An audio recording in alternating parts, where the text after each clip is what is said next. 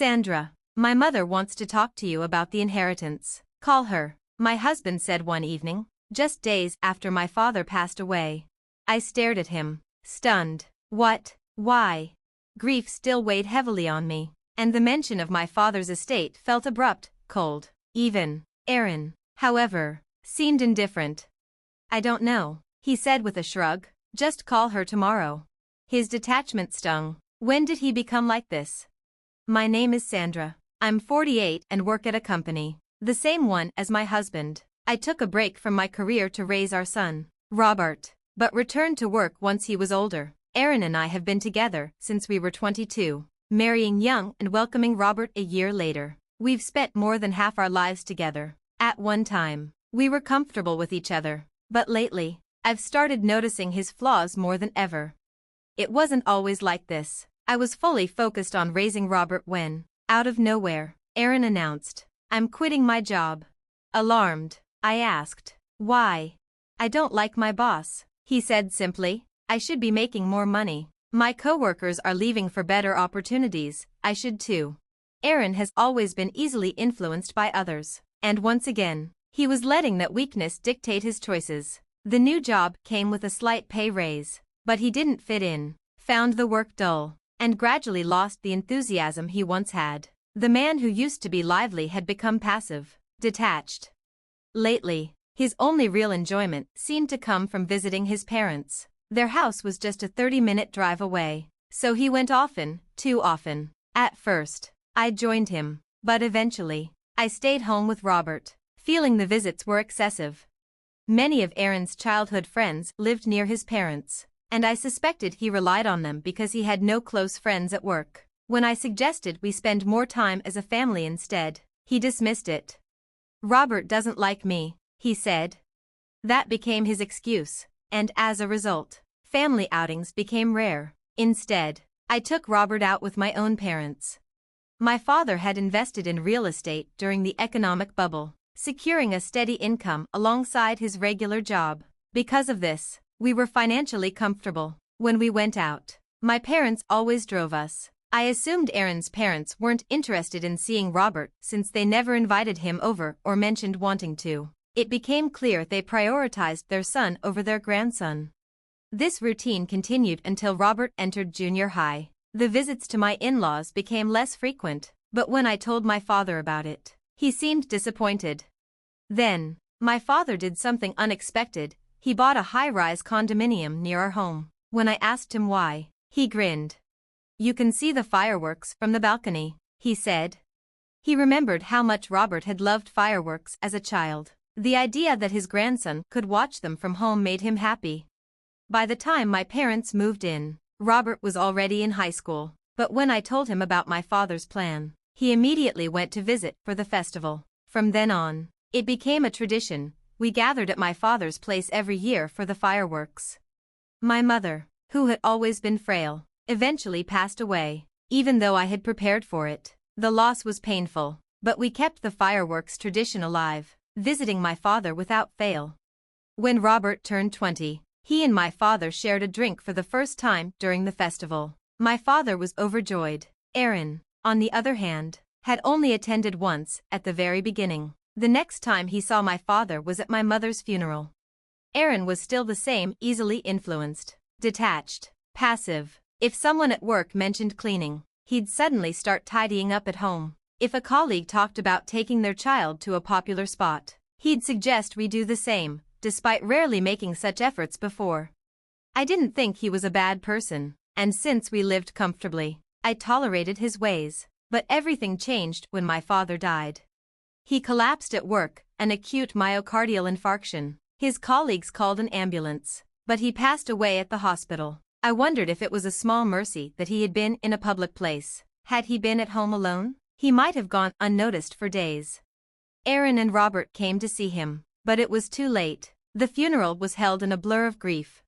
Then, an unexpected person approached me. Sandra, are you okay? It was my mother-in-law. We weren't particularly close, but I assumed she was expressing concern. Instead, she said, that high-rise condo is still worth a lot. Since it's in a redevelopment area, you could sell it for a considerable amount right now. I froze, stunned. Before I had even begun to process my father's death, they were thinking about his estate. Only you will inherit everything, she continued. It's good that you won't have to worry about money. I fought to keep my composure. My mind hadn't even gone near the topic of inheritance, but here they were already calculating its worth. Suppressing my anger, I responded as calmly as I could. I'll think about it, I said, then asked them to leave. Later that evening, Aaron asked, can that high-rise condo really be sold for that much? Of course, he was interested now. The redevelopment plans had been in discussion for years. My father had mentioned that a major commercial facility would be built nearby, along with more condominiums, but at that moment, I wasn't thinking about profit, I was mourning. And yet, it seemed I was the only one. When Aaron asked about the sale price of the condo, irritation flared inside me. A few days after my father's funeral, he brought it up again. My mother wants to talk to you about the inheritance, he said casually. I frowned. Why is your mother so concerned about my father's inheritance? His lack of explanation only made me more annoyed. I don't know, he replied. Just call her tomorrow. Anger welled up inside me, this time, not just at my in-laws, but at my own husband. The next day, I hesitated to call my mother-in-law, but she called me instead. You're going to sell the high-rise condo, right? Should I ask my acquaintance for a real estate agent? She offered, as if it were already decided. I never said I was selling it, I answered, taken aback. It's best to act quickly with these things. Let me know, I'll help you, she said before hanging up. That evening, I told Aaron about the conversation. What do you want to do? Do you plan to live there? He asked.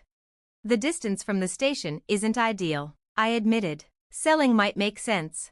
I was just thinking out loud. But from that moment on, my mother-in-law became relentless. She called repeatedly, pushing real estate agents on me. Eventually, I had to put my foot down. I have my own contacts in real estate. Don't worry about it. This is my decision. What are you saying? We're family. You can ask us for help anytime, she insisted. Strangely, she had never called me this often before. To stop her from pressuring me, I decided to move forward with the sale. I consulted a friend in real estate and put the condo on the market. When I informed Aaron and his mother, the calls finally stopped, at least for a while. 3 months later, I got the call. A buyer had been found, and the selling price was beyond anything I had imagined. That night, as Aaron came home from work, he asked, "So, how much did it sell for?" I froze. How did he know? Hiding my unease, I lied. "It's not selling at all." "Huh," he muttered, turning back to the TV. I couldn't tell if he was disappointed or just indifferent. The next morning, Saturday, the doorbell rang. When I opened it, I found my in-laws standing outside. "Aaron, your parents are here," I called out, confused. Aaron let them in without hesitation. Then, his mother handed me a piece of paper. I glanced at it, frowning. When I realized what it was, my breath caught. "Divorce papers." "What?" I barely managed to say. My mother-in-law's voice was sharp. "Sandra, how long are you planning to live off Aaron? He's been struggling, coming home exhausted because of you." The words were so absurd that I didn't even know where to begin. Turning to Aaron, I demanded, "Is this how you feel too?" He nodded without hesitation. I felt the ground shift beneath me. Never once had he mentioned being unhappy. Not once had he asked for a divorce. "If we split now, we can divide the money and live comfortably," he added. His parents nodded approvingly, as if this were a perfectly reasonable plan. I was stunned. My mind raced, trying to keep up. A friend in real estate had told me the condo sold for a fortune. Aaron must have caught wind of it. I stared at him, my disbelief turning to quiet fury. Did my in-laws convince him to leave me? Did they want him to move back in with them? Or was this just about the money? Either way, Aaron had gone along with it. What he didn't realize, however, was that inherited property isn't subject to division in a divorce. Taking the papers from his hands, I calmly filled them out. "I'll handle it," I said, passing them back. Aaron shrugged. "Fine, I don't care. I'm leaving, so you can stay here." He grabbed his suitcase, already packed, and walked out the door with his parents. "I'll come back later for the rest of my stuff," he added over his shoulder. That's when it hit me. This had all been planned. He had been preparing for this moment, waiting for the right time to abandon our home. I had nothing left to say to him. Instead, I picked up my phone and called Robert. When I told him what happened, his reaction was immediate. "What? Are you serious?" His voice was filled with anger. After a moment of silence, he added, "Don't submit the divorce papers yet. Just wait." "Why?" I asked. "I'll explain later. Just trust me." A week later, Robert arrived at my house, his expression grim. "They planned this from the start," he said, pulling out a stack of photos and spreading them across the table. I stared at them. They were of my in-laws' house, but something was off. "This isn't their old house," I said slowly. "Exactly," Robert confirmed. "They rebuilt it." A friend of his, who lived nearby, had taken the pictures. My in-laws had been proudly showing off their new home to the neighbors. Robert slid another photo toward me. This one made my blood run cold. It was of Aaron, standing next to a woman I didn't recognize. "My friend caught them together," Robert said tightly. Another photo followed. Aaron and the woman, entering a hotel. Then another, her stepping into my in-laws' house like she belonged there. I clenched my fists. So this was their plan. And they thought they could just walk away unscathed. Not a chance. I was stunned. Was my husband cheating on me? Had he been visiting his parents' house so often just to see this woman? And if she was entering their home, that meant my in-laws not only knew but approved. Robert continued, his voice tight with frustration. "Dad's getting married soon. That's why they rebuilt the house." I stared at him, barely processing his words. The amount of evidence Robert's friend had gathered was overwhelming. With this, I could claim compensation, and I certainly wouldn't let my ex-husband take a cent from the sale of my father's condo. I resolved to find a lawyer immediately. The following weekend, Aaron called, irritation clear in his voice. "Hey, what do you mean you haven't submitted the divorce papers yet?" I smiled to myself, keeping my tone deliberately casual. "Oh, I've been busy. It's not easy getting to City Hall." I paused, then added, "Why are you in such a hurry? Trying to remarry already?" That struck a nerve. "What are you talking about? If you don't submit them soon, I'll get a lawyer to push the divorce through," he snapped. I leaned back, savoring the moment. "That's fine. I've already spoken to a lawyer myself." There was a beat of silence. Then, he stammered, A lawyer?" "Yes, and I'll be seeking compensation." His voice rose in panic. "Compensation? For what?" "For cheating," I said smoothly. "Every time you went to your parents' house, you were with her, weren't you? How long has it been going on?" He sputtered. No, she's just a high school classmate. I only moved back after the divorce, and it's only been about 2 years." Then he seemed to realize he had said too much. I smirked. "Oh, 2 years? A high school classmate? Thank you for the useful information." I could almost hear him sweating. "Yeah, well, we're getting married soon. Both families have agreed. So if you don't hurry up with the divorce, it'll cause problems." He was rambling, completely unaware of how much he was admitting. "You're awfully confident," I mused. "Are you sure you're okay?" His nervous laugh confirmed he wasn't. "There's no way you're asking for compensation," he blurted, "because if we divorce, we split our assets, and the money from the high-rise sale is huge, even after division. So, at best, compensation would be a small amount." His nonsense was exhausting. "Did you rebuild your parents' house with that money?" I asked pointedly. I took out a loan," he mumbled, "but if we divide the assets, I can settle it all at once." "Are you serious?" "My father's condo was sold, but that money isn't subject to division," I added. There was a sharp inhale on the other end of the line. "What?" Aaron blurted. "You didn't know, and your parents didn't either?" I feigned surprise. "Already celebrating and rebuilding the house, how careless." I glanced at the clock. "Well, Aaron, are you home right now?" I asked. "Yeah, why?" His voice was thick with suspicion. I smiled. I'll be there soon. Just then, the intercom rang on his end. Go answer it, I said. A moment later, his startled voice came through the phone. Robert? The reckoning. Robert had gone to see Aaron with a lawyer. He had something to say as his son, and he wasn't going to let this slide.